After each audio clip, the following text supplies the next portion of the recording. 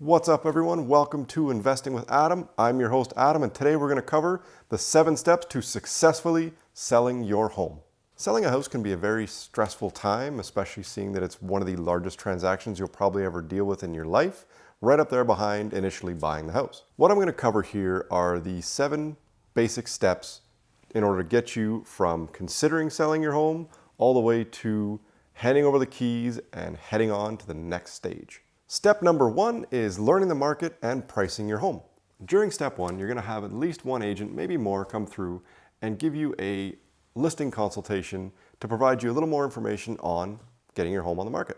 During this consultation, they're going to go over things such as a CMA, which is a comparative market analysis. They'll provide you a bit more in-depth information on how to price your home, the marketing that they're going to do specifically to get your home sold, and go over their way of how the listing process works and what to expect from listing your home.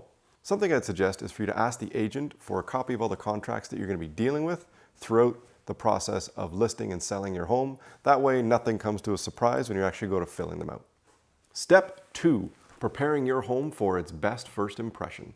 This is the most critical step in the listing process, and this can make the difference between selling your home in 2 weeks and expiring on the market and becoming just another statistic. During this step, you're going to be doing things like decluttering, deep cleaning, fixing lighting, and any other little details you can do and that you're willing to do to give your house its best presentation when it first comes on the market. Something I've done for my past clients is to bring in a professional stager to walk through the home and give you very detailed advice on exactly how to lay out the furniture you have, remove the furniture you don't need, and clean out the clutter in certain areas, only the right amount though, to make sure that your home shows as much like a show home as possible. And another thing they can help with is they can provide maybe some options for lamps or pictures or using certain stuff in your home in different rooms so that it ties everything together and really makes the house pop when that buyer walks through, to increase your sale price and to shorten your days on market to as low as possible. Step number 3, living in a listed home. Step number 2 is the most important step. Step number 3 is the most stressful step, because now you have to try and live in a house that you just cleaned and keep it that way 24/7 for any time a showing pops up. And one of the most important things I can suggest is do your best to accommodate any showing that pops up, even if it's 20 minutes prior to when they're asking to see it. By doing that, you're now letting every possible set of eyes walk through your home, and that one set of eyes that you might want to write off could be the ones that end up getting your house sold and getting you moved on to the next phase of your life. Here are a few tips to help make this part a little bit easier and a little more enjoyable.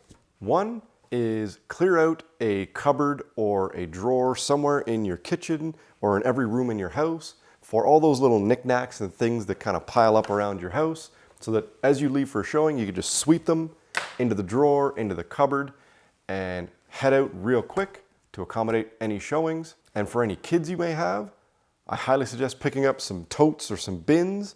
That way, whenever you get a showing request, you can just take anything that they're playing with or a whole bunch of stuff, whatever's laying around, and just push it into that bin and stick it neatly in one of the cupboards or one of the closets, so that way it's very easy to get the kids wrangled, get them out the door, and get ready for the showing. And something else that might not seem like it's a very big deal, but it really is to always make sure that you are never home for any showings. And if you have pets, do your best to keep them out of there as well. That way, whenever the buyer shows up, they get to feel like it's their home as soon as they walk through the door, and there's no reminders of it being anyone else's home except theirs. And my final tip is, as you're leaving for showings, go around and turn on every light in your home. That way, as soon as the buyer walks in, they're greeted with the brightest and warmest feeling house they can possibly have as soon as they walk through the door. Step number 4, negotiating an offer. All that hard work we've done up to this point has finally paid off. We've done all the work to prepare the home. We've lived in that listed home for a couple of days, hopefully only, and now we have an offer. Now it's time to negotiate. Something to keep in mind here is always negotiate with offers. Even if you just stay at list price because they came in really low, always negotiate.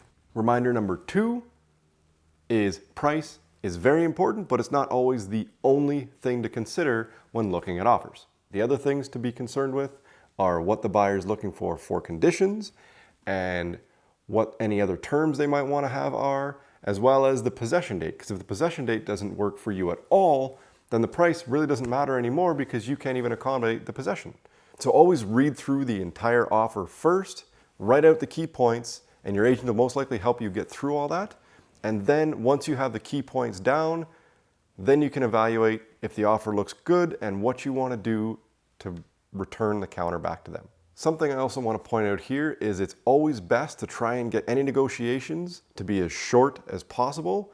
That way, if tomorrow the buyer wakes up, we're still negotiating, and then they see something pop up that looks really intriguing, they decide to go look at that home because we're still working on negotiating, they fall in love with that home and they decide to pull their offer with you and move on to the next one. That's not something we want. We want to get them locked into this one so that they're pending, they feel like they're buying this one, and they start moving towards condition removal and stop shopping for new homes. One final note in this part is the offer isn't fully accepted until it's signed by both sides, initialed fully by both sides, all changes are corrected and initialed, and both parties have a finalized copy of the purchase contract. Then we have an accepted deal, we are now pending, and we move on to the next step. Step number 5, condition removal, inspections, and waiting. During this step, the buyer is in control of how things go, and generally they're going to remove financing first, which is what I always suggest to do as well, and then move on to the inspection process, and then finally any potential negotiations and removal of conditions. A lot of times in this point, you may not actually have an inspection booked until potentially the second week of the condition phase, which tends to be about 14 days, because that buyer is currently working on making sure that the financing is 100% in order, the bank fully accepts the purchase contract and the pricing, their financing is solid, and they're ready to move on to the inspection phase. And something else you might run into as well here is whatever financial institution they use may request that an appraiser come through the home, and a lot of times that appraiser isn't able to give very much notice, so they may have to come in that exact same day. So it's still important to keep your home in good shape so that you're ready to have the appraiser and the inspection come through at any point. Next is the inspection. And inspections can last typically up to 2 to 3 hours, and most times you'll have the buyer or buyers, the buyer's agent, and the inspector all going through the home at the same time, and potentially they may have a contractor go with them as well to verify any work that they might want completed at the same time.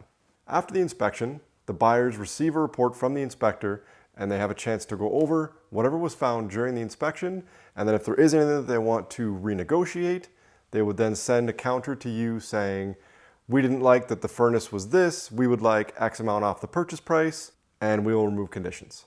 And it's your choice after that to decide whether you want to accept, counter, or reject and let the deal fall apart. Generally, it's in your best interest to try and put it together here because the buyer's already gotten this far, a little bit more negotiations, and you're home free, the property's sold. Once you've come to terms, the buyer's happy, you're happy, everyone's happy, conditions get removed, and you are now officially sold. Step number 6, working with your lawyer. At this point, you pick the lawyer you want to use. You can either get some referrals from your agent or figure out from Google Maps, whatever you want to use. Once you've decided on the lawyer you want to work with, provide the contact information for that lawyer to your agent so that they can provide all the documentation to your lawyer's office to make sure that everything is done and accounted for and ready for possession day. Once your lawyer has everything that they need to finish the transaction, generally you'll set your final meeting with them to do all the documentation, all the final signing, and pay for any expenses that are required to close the deal about a week or so prior to possession day.